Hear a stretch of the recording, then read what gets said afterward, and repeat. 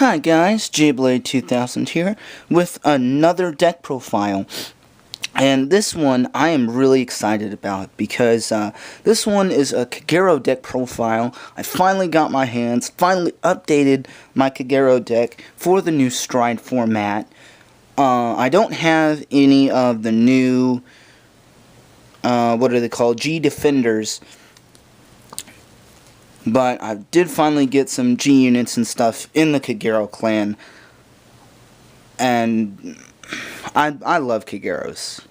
They're the first clan I started with. They're the clan I've wanted to take to tournaments. And I probably won't be able to go to a Vanguard tournament this year, as most of the tournaments have been happening around September. And I'm going to be in college by that time. But let's get into it. The starter is Lizard Hero Undu, and his skill is Generation Break 1, Counterblast 1, shove him to soul, search your deck for a card with Overlord in the name. And so this guy's very good. He streamlines the deck. In this particular deck, I think he would work as well as Lizard Soldier Conroe as the starter. And he's legal, so that's a good thing. And he's 500, so he's a decent booster. Next, we have 4 copies of Dragonic Overlord The Legend, which is the boss of the deck. And I am very happy to get another Overlord. So his first ability is for 1 turn only, and is Generation Break 2, Counterblast 1, and this guy actually turns into a Grade 4. You discard a Grade 3 Flame Dragon from your hand, and he gets +1 grade, +1 drive, and plus 15,000 power. So it essentially turns him into a Grade 4, which is very nice. And it's just an incredible ability. Able to push damage very well. He also has a second ability of Counterblast 1, Soul Blast 1, search the top 5 cards for Grade 3 Flame Dragon. So that skill can be very useful in getting fodder for him or for Stride. Next, I have 3 copies of the original Dragonic Overlord, because I am broke right now. I do not have money for, well, relatively broke. I still bought this set, but this is on a tight budget. I don't have a very big budget for trading card games. So I have 3 copies of the original Dragonic Overlord. I never use his skill. He is just here for Legend and Stride fodder. If there aren't any units in Kagero, he gets -200, but that isn't a problem in this deck because everything's Kagero. Counterblast 3, he gets the ability, he can hit a rear guard, stand, and plus 5,000 power. I never use that ability. He is basically fodder. And for the last Grade 3 of the deck is Amber Dragon Midnight. Generation Break 1, Counterblast 1, and he pops a Grade 2 or lower rear guard. And in the last tournament I played, there it goes, now it's focused. I was running a Dark Rex, and I got Dark Rex every single game. I couldn't get a Spino Driver. And so not having a good Grade 3 in the Vanguard Circle was my downfall. And so here I made sure to put good Grade 3s that'll help even in the Vanguard Circle. Good 11k base. And a useful ability for this deck. So that's why he's in there, is for a useful Grade 3. Last resort if I don't have an Overlord. So next we go to the Grade 2s. We have Dragon Emperor Knight Nahalem, or Emperor Dragon Knight Nahalem. This card is very good and is can push damage very easily. His skill is when there's Generation Break 1, when there's a card with Overlord in the Vanguard circle, he gains plus 2,000 power, so he essentially becomes an 11k attacker. And his other skill is when your grade 4 unit attacks, so not even if it hits, but when it attacks. So even if your grade 4 doesn't hit, he still gets the power bonus, plus 5,000 power. He can take out rear guards very easily. He can push damage very easily. And he's just an all-around good card. Next, I run 4 copies of Berserk Lord Dragon. This card is so much better than Berserk Dragon. Cheaper, easier. Generation Break 1, Counterblast 1, and you get to pop a rear guard.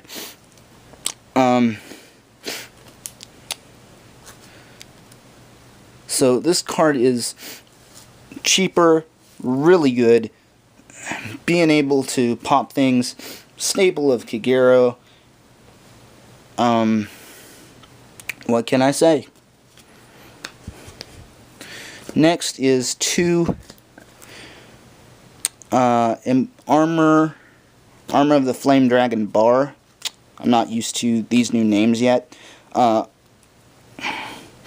he does is he has a defensive ability. Most of the rest of these cards are offensive.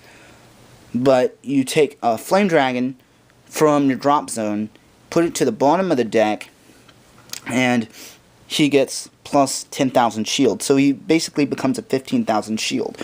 So he does 2 things at once.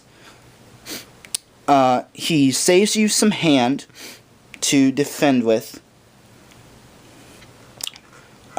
He puts a Flame Dragon back in there for Stride fodder and for Legend fodder. And he puts card back in the deck, because I've noticed with the new triple drive, you tend to deck out. I've at least lost 1 or 2 games where I've decked out. Particularly with my Tachikaze deck, because it's focused on drawing cards. So that does happen. So he's good about putting cards back in the deck to make sure you don't run out. We have 3 Embodiment of Dragon Spear Bar. Spear of the Flame Dragon Bar. Like I said, I'm not too used to these titles. This card is very good for pumping, although he's a bit expensive. Generation Break 1, Counterblast 1, Soul Blast 1, and he pumps someone up or plus 4,000, and he gets the ability when it attacks. Not even when it hits, when it attacks. You search the top 5 cards for grade 3 Flame Dragon and add it to your hand. So not only does he pump, he also adds fodder to your hand for Striding and Legend. And so this guy, another card to make sure damage gets dealt. If you put it up, if you give it to a grade 4, that's 29,000 power without triple drive checking for triggers. So he's just an all-around good card. Next are 4 copies of Embodiment of Armor Bar, just designed to be a big booster, designed to get damage dealt. That's what he's here for.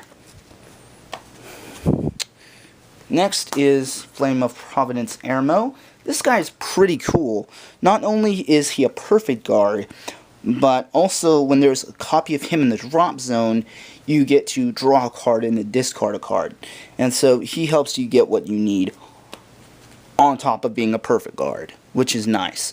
Next, I run 3 copies of Dragon Monk Gojo. If you have a really crappy hand, you use him. You get something else. He moves around cards. 7k base. Just staple of Kagero. Gojo's amazing. Next, I run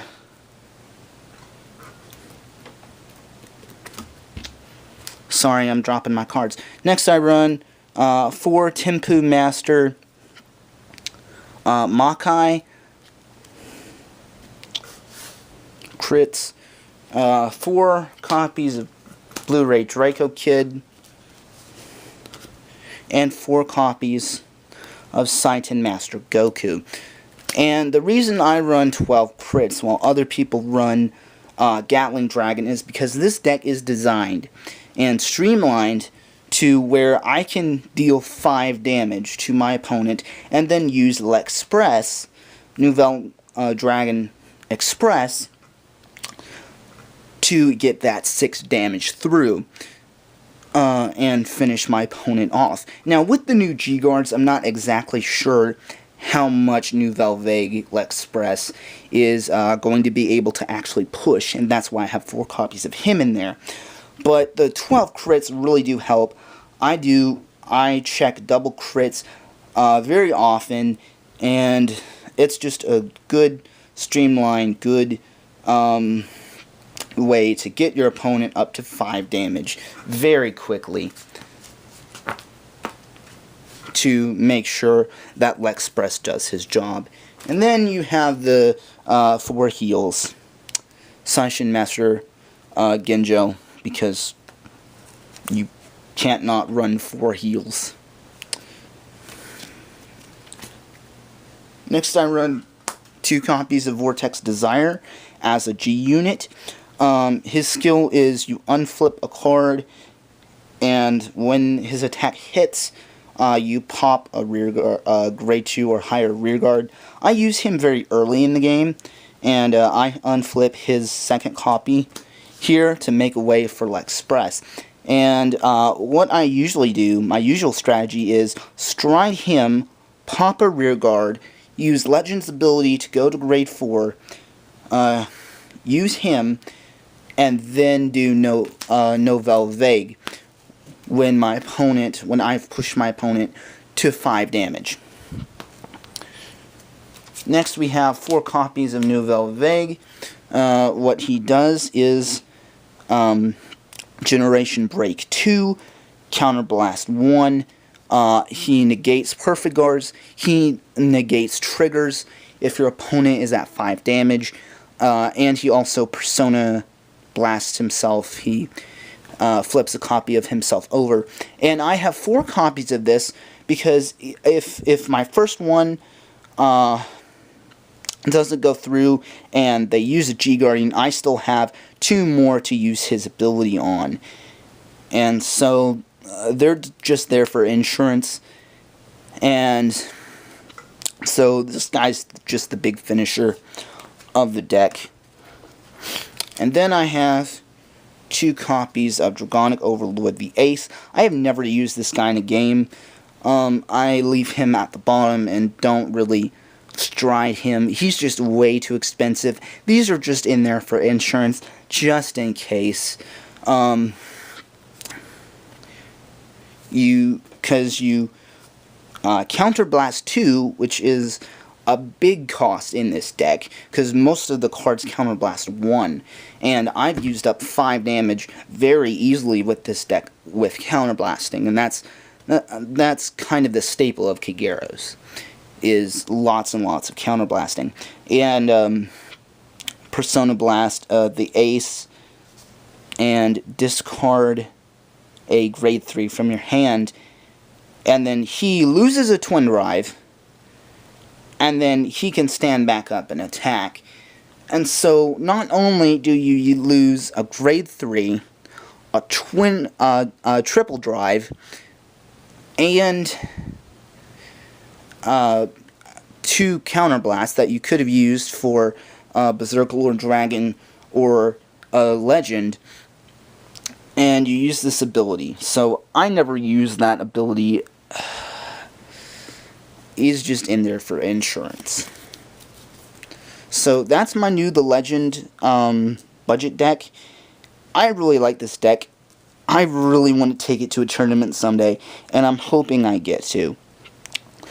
So it's not as flashy as other Legend decks, but it is designed to get damage through and finish my opponent very quickly and is very aggressive. So there you have it.